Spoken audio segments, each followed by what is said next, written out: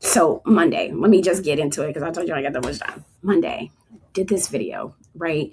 The video just simply said that there is no mechanism for non-citizens.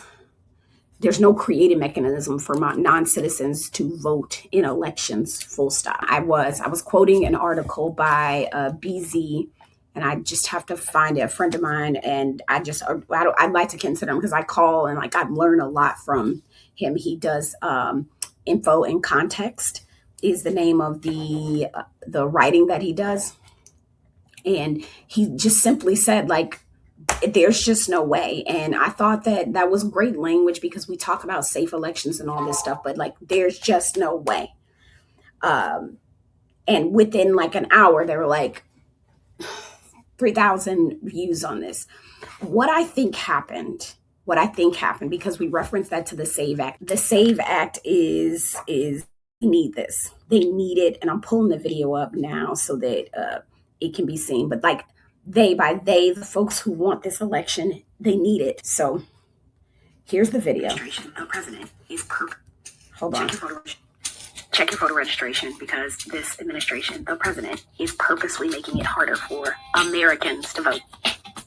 And that, my fellow American, is the whole problem with the SAVE Act. I'm Delia Jacob Glass, state representative in Virginia, and let me learn you something real quick. Federal law already says that non-citizens cannot vote in federal elections, and a geopolitical intelligence specialist, J. Marcelo Lakota Alvarez, puts this more plainly in an article he just wrote the other day. There is simply no mechanism for non-U.S. citizens to register to vote, much like they cannot get a passport. It's just that simple. So why create more hurdles for American citizens? Yeah. I just want you to know what's happening. Check your registration and call your senators because they're on recess right now for about 5 weeks. The SAVE Act is still in the Senate. Okay, boom, right? That's simple. I was actually surprised about how much attention it was getting because I was just trying to answer a pretty basic question. Is that evidence actually true of non-citizens voting in our election? I said, hey, I want to know how much illegal voting do we have from non-residents in Norfolk? And according to our general registrar, who's amazing, who is straightforward, going to give it to you straight by the law, Stephanie Isles, Norfolk had one known case involving somebody that was a non-citizen voting in our elections. That person was charged and ultimately removed from the United States. That is a known case. Now put that beside the number, right? This number. In 2025, the sheriff's race alone had 56,722 votes on records. 56,772, excuse me.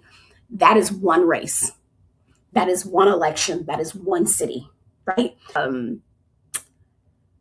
When you tell somebody that our elections are being overrun by people who are not legally eligible to vote, the next question should be, show me, right?